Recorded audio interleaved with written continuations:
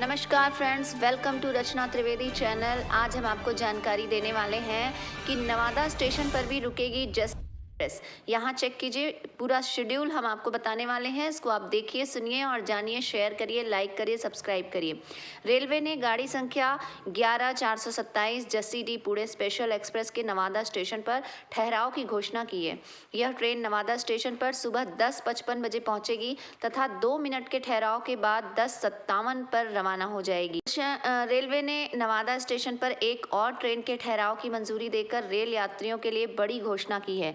इसका फायदा जस्सीडीह, झाझा, किऊल रेलखंड पर यात्रा करने वाले रेल यात्रियों के साथ साथ नवादा, गया, सासाराम जाने वाले रेल यात्रियों को भी मिलेगा।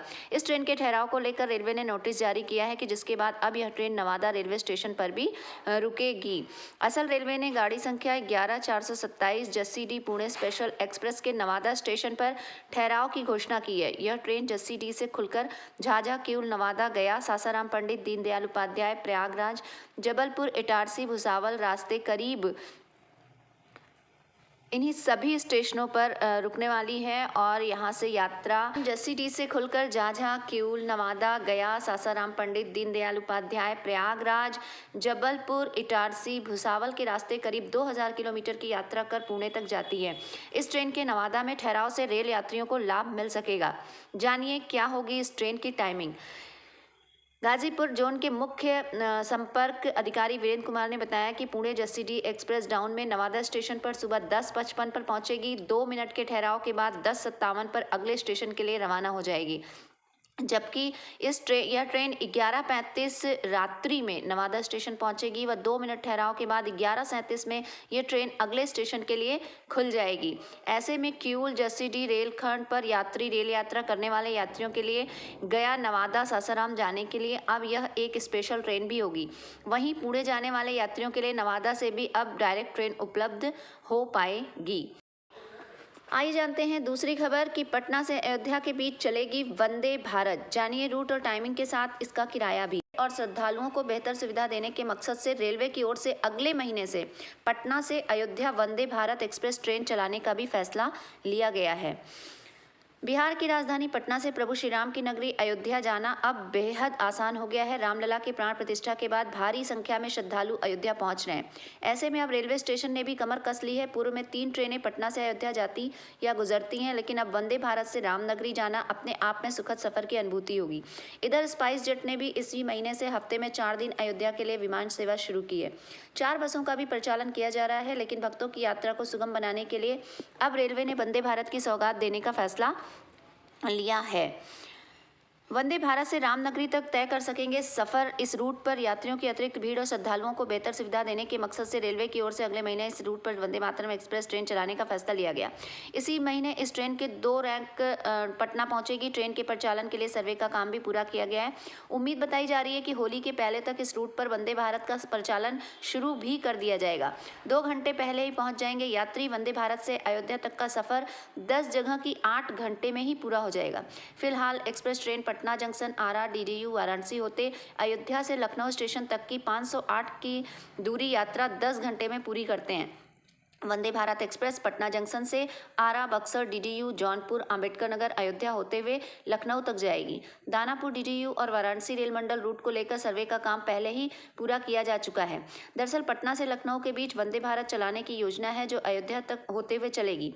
इसके लिए रेल कोच फैक्ट्री से रेलवे बोर्ड को लखनऊ पटना वंदे भारत एक्सप्रेस की रैंक आवंटन कर दी है। बोर्ड जल्द ट्रेन संबंधित अधिसूचना जारी कर सकता है। वंदे भारत से अयोध्या आने पर इतना लग सकता है आपका किराया। आइए इसको जानते हैं। फिलहाल पटना से अयोध्या जाने में सामान्य ट्रेनों से 1000 से 1500 रुपये, क्लास के अनुसार बस से 800 से 1000 और विमान से करीब 3000 रुपये किराया लगता है। रेलवे के आधिकारिक सूत्रों की माने तो वंदे भारत की एग्जीक्यूटिव श्रेणी में यात्रा करने में 2500 से 2800 रुपये लग सकते हैं। हालांकि अभी तक किराए को लेकर फाइनल निर्णय नहीं हुआ। आइए चलते हैं नेक्स्ट खबर में। बिहार जिस आईआईएम का पीएम मोदी ने किया उद्घाटन, वहां का प्लेसमेंट पैकेज जानकर रह जाएंगे आप दंग। यहाँ के छात्र देश ही नहीं बल्कि विदेशों में भी अपना परचम लहरा रहे हैं। वर्ष 2023 में यहाँ उच्चतम घरेलू पैकेज 48.58 लाख सालाना गया है। बिहार को आईआईटी और एम्स के बाद अब आईआईएम की सौगात मिली है। गया के बोधगया में बने आईआईएम की स्थायी परिसर का उद्घाटन देश के प्रधानमंत्री नरेंद्र मोदी ने द्वारा किया गया। 2015 में भारत के शिक्षा मंत्रालय के तहत स्थापित आईआईएम बोधगया 30 छात्रों के अपने उद्घाटन बैच से 293 शहर और 26 राज्यों के 1110 से अधिक छात्रों के नामांकन तक विकसित हुआ है। संस्थान ने शैक्षणिक उत्कृष्टता और समावेशी शिक्षा के प्रति प्रतिबद्धता बनाए रखी है, जिसमें छात्र समूह में 31.7% से अधिक छात्राएं शामिल हैं। मिल चुका है 48.58 लाख सालाना का पैकेज बिहार के लोगों को। जिस आईआईएम की सौगात प्रधानमंत्री नरेंद्र मोदी ने दी है, उस आईआईएम की प्लेसमेंट जानकर आप हैरान रह जाएंगे। यहाँ के छात्र देश ही नहीं बल्कि विदेशों में भी अपना परचम लहरा रहे हैं। वर्ष 2023 में उच्चतम घरेलू पैकेज पर 48.58 लाख सालाना गया है। वर्ष 2022 में यहाँ के छात्रों ने अधिकतम 23.83 लाख का पैकेज गया था। यहाँ के छात्रों को देश के प्रतिष्ठित कंपनियों में जॉब का अवसर मिला है। प्रमुख नाम में अदानी समूह, ArcelorMittal, Nippon Steel India, UltraTech cement, Amazon India, MMCG आदि। रिसर्च के लिए हार्वर्ड बिजनेस स्कूल से टाई अप। यहाँ 5 तरह के कोर्स चलाए जाते हैं, जिसमें master of business administration, MBA digital business management, hospital and health care management, PhD program in management और इंटीग्रेटेड प्रोग्राम इन मैनेजमेंट है। आईआईएम बोधगया के लगभग छात्रों को विभिन्न संस्थानों में जगह मिली। इतना ही नहीं, इस संस्थान का रिसर्च के लिए हार्वर्ड बिजनेस स्कूल अमेरिका के साथ टाई अप भी है। यहाँ के छात्र विदेशों में अपने जिला, प्रदेश और देश का नाम रोशन कर रहे हैं।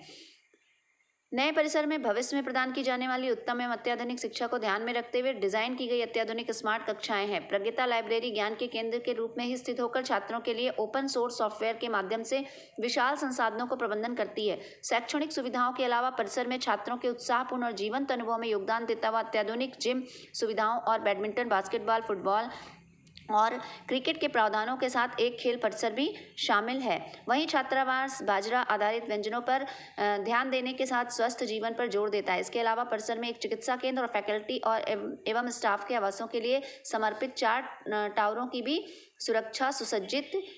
आइए चलते हैं नई खबर में। पहाड़ों पर बर्फबारी से बदला मौसम का मिजाज। बिहार के 19 जिलों में होगी बारिश, गिरेंगे ओले। खबर विस्तार से। वरिष्ठ वैज्ञानिक डॉक्टर आशीष कुमार ने कहा कि किसान भाई अपने कटे तथा खुले स्थान में रखे हुए खरीफ फसल को सुरक्षित स्थान पर भंडारण करने की व्यवस्था कर लें, ताकि पानी या नमी की फसल का बचाव हो सके। पहाड़ों पर बर्फबारी के बाद आज से बिहार के मौसम में बदलाव नजर आ रहा है। बुधवार को बारिश के साथ ओलावृष्टि भी होने की संभावना है। बारिश वाला मौसम का यह मिजाज 23 फरवरी तक रहने की संभावना है। मौसम विज्ञान केंद्र ने ओलावृष्टि को लेकर संबंधित जिलों के किसानों को सचेत किया है। वरिष्ठ वैज्ञानिक डॉक्टर आशीष कुमार ने कहा कि अपने कटे तथा खुले स्थान में रखे हुए खरीफ फसल को सुरक्षित स्थान पर भंडारण करने की व्यवस्था कर लें, ताकि पानी या नमी से फसल का बचाव हो सके। इन जिलों में गिरेंगे ओले। आर्द्रता में वृद्धि होने से 21 फरवरी से 23 फरवरी 2024 की अवधि के दौरान राज्य में विशेषकर उत्तर बिहार के कुछ स्थानों में हल्की से मध्यम स्तर की वर्षा 10 से 40 मिलीमीटर होने का पूर्वानुमान है। 11 फरवरी से 22 फरवरी के दौरान उत्तर बिहार के कुछ स्थानों में मेघ गर्जन के साथ वज्रपात होने का भी पूर्वानुमान है। इस दौरान पूर्वी चंपारण और पश्चिम चंपारण जिले में 1 या 2 स्थानों में मेघा गर्जन के साथ ओलावृष्टि होने की भी संभावना है। धन्यवाद।